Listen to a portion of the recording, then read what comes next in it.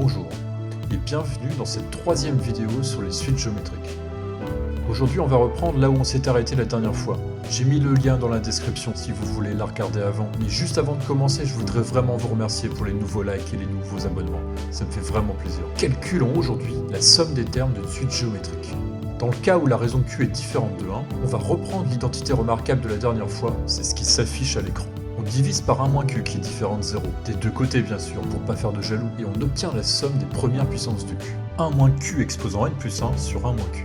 Faisons maintenant la somme des premiers termes d'une suite géométrique de raison Q. Écrivons chaque terme en fonction de U0 et de Q. En rappelant que U indice K, c'est Q exposant K U0. U1, c'est Q fois U0. U2, c'est Q carré U0, etc.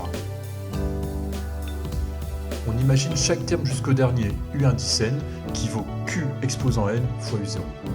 On peut mettre dans cette expression U0 en facteur. Ça nous donne U0, facteur de la somme des premières puissances de Q. On va maintenant appliquer la formule qu'on a montrée tout à l'heure, et remplacer la somme des premières puissances de Q par 1 moins Q exposant n plus 1 sur 1 moins Q. On a maintenant une formule donnant la somme des termes d'une suite géométrique dans le cas où Q est différent de 1. On ne va pas laisser tomber pour autant le cas où Q est égal à 1. Regardons ce qui se passe, ça va être facile. Puisque Q exposant K vaut toujours 1, U indice K vaut toujours U0. Et lorsqu'on fait la somme des premiers termes de la suite, chaque terme vaut U0. On veut juste savoir combien on a de termes. De U1 jusqu'à UN, ça fait n termes. Donc autant de U0 si on ne compte pas le premier. Si on ajoute le terme mis de côté, ça nous fait un terme de plus, soit n plus 1 fois U0.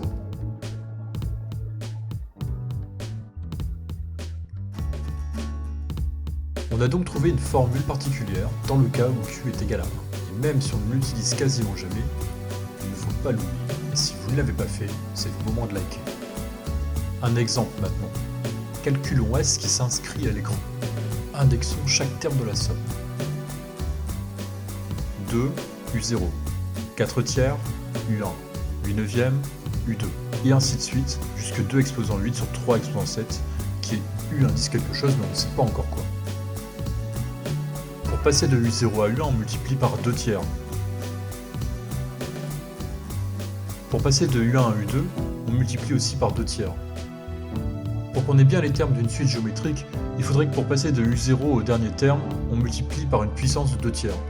Ce qui est le cas, en prenant 2 tiers exposant 7.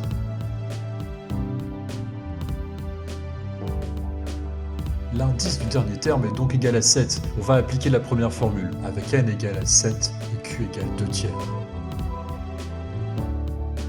On remplace u0 par 2, n par 7 et q par 2 tiers dans la formule.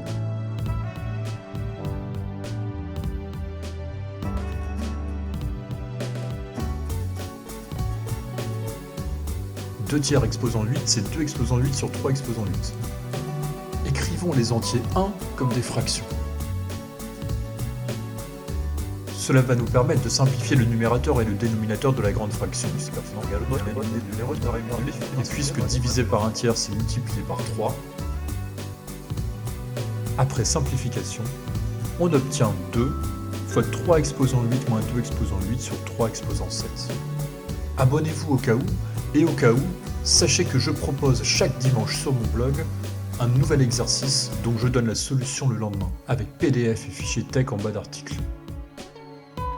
Dernière vidéo, peut-être, est en cours de concoction sur le suite géométrique. Et si vous avez des avis ou des suggestions à me proposer, vous pouvez laisser des commentaires.